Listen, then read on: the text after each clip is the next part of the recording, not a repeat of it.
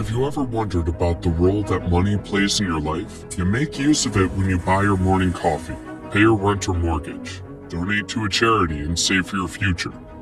Money is an essential part of our daily lives, but have you ever thought about how it works, where it comes from, why it has value? The origin of money can be traced back to the earliest human societies, where people engaged in barter, the exchange of goods and services for other goods and services. For example, a farmer might exchange some crops with a blacksmith for a new plow. However, as economies become more complex and people's needs and wants diversified, barter's limitations became apparent. This made bartering cumbersome, inefficient, and time-consuming. To solve this problem, people began using commodities with a widely recognized value as a medium of exchange. For instance, in ancient Egypt, barley was used as a unit of account and medium of exchange. In other parts of the world, shells, beads, salt, and even large stones were used as forms of currency. As societies grew more complex, governments and merchants began to issue standardized coins made from precious metals, such as gold or silver.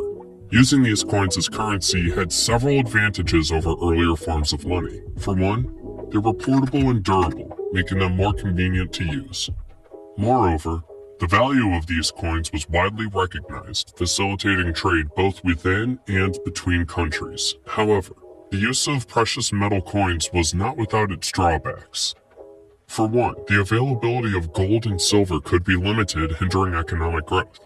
This led to the emergence of paper money, which was first used in China during the Tang Dynasty between 618 and 907 AD. Precious metals backed this paper money, and the notes could be exchanged for the metal on demand. In recent years, the rise of digital currencies such as Bitcoin has challenged traditional notions of money and currency. These cryptocurrencies are decentralized, meaning that any government or financial institution does not control them. Instead, they rely on complex algorithms and blockchain technology to maintain their value and integrity. No doubt that this evolution of money has been driven by the needs and wants of human societies. So, how does this money work? Stay tuned till the end, as you will be surprised by what will be revealed to you. Money is the lifeblood of the global economy, enabling billions of transactions to occur daily. So, how has this been possible? Money isn't just a tool for buying and selling goods and services. It also serves three main functions that are critical to the functioning of the economy: a medium of exchange, a unit of account, and a store of value. Let's start with the first function, medium of exchange. This means that money is used as a medium to facilitate transactions between buyers and sellers. In the past, people relied on barter, which involved the direct exchange of goods and services. However, this was often inefficient and impractical.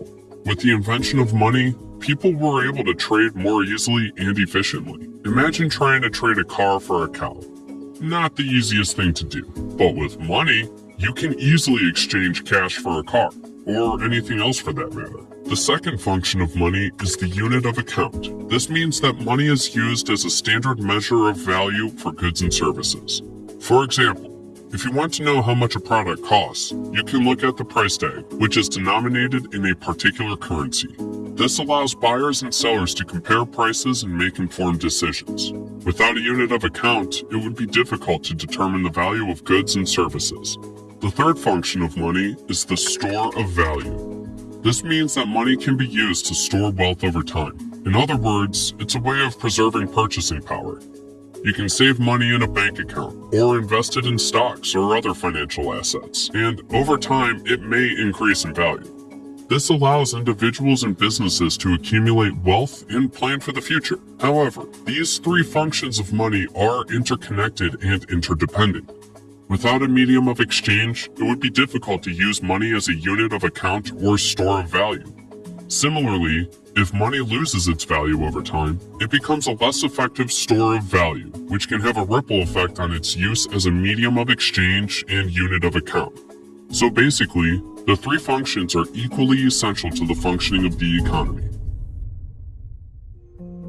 The way the government raises and controls money also explains how money works, and this is done through a combination of taxes, borrowing, and monetary policy. Let's take a closer look at each of these methods. First up, taxes.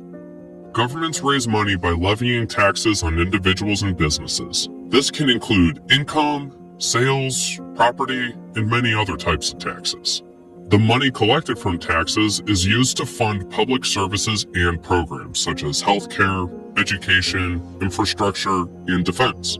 Taxes can also be used to influence behavior, such as discouraging smoking through high taxes on cigarettes. Next, borrowing. Governments can borrow money by issuing bonds, which are essentially IOUs that promise to pay a certain amount of interest over a set period of time. Investors, such as individuals and institutions, buy these bonds and earn interest in return. Governments can use the money they borrow to fund projects or pay for expenses that they don't have the current revenue to cover. However, borrowing comes with its own risks, such as increasing the government's debt and interest payments. Finally, we come to monetary policy. Now, this is the process by which central banks, such as the Federal Reserve in the United States, control the money supply and influence interest rates and inflation. Central banks use tools such as open market operations and quantitative easing to influence the money supply. Open market operations involve buying and selling government bonds in the open market, which can affect the amount of money in circulation and interest rates. Quantitative easing is a more extreme form of open market operations, in which the central bank buys large amounts of government bonds or other assets to inject money into the economy and stimulate growth. Central banks can also set interest rates, which can affect the cost of borrowing for individuals and businesses. Lower interest rates can encourage borrowing and spending, while higher interest rates can encourage saving and discouraging borrowing. Central banks also aim to keep inflation in check by managing the money supply and interest rates. As we know, money is a medium of exchange, a unit of account, and a store of value. In the stock market, money is used to buy and sell stocks and other securities. Investors use money to purchase shares of stock in publicly traded companies, which gives them ownership in those companies and a potential share in the company's profits. Brokers, who facilitate these trades, earn a commission on each trade, which is a way they earn money.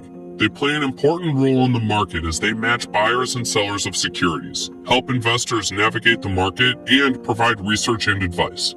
Analysts, on the other hand, study the financial performance of companies and provide insights and recommendations to investors. Their analysis is an important input for investors to make informed decisions about buying and selling stocks. The analysis is often reflected in the stock price, which is how much a stock is worth in the market.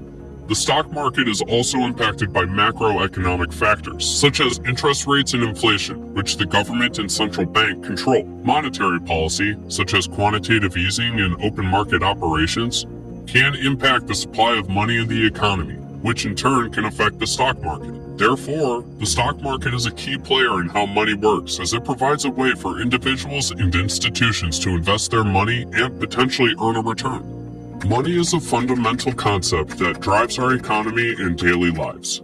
Understanding how money works can help us make better financial decisions, navigate the stock market, and plan for the future. Whether we're saving for a rainy day, investing in the stock market, or paying taxes, money is always at the forefront of our minds.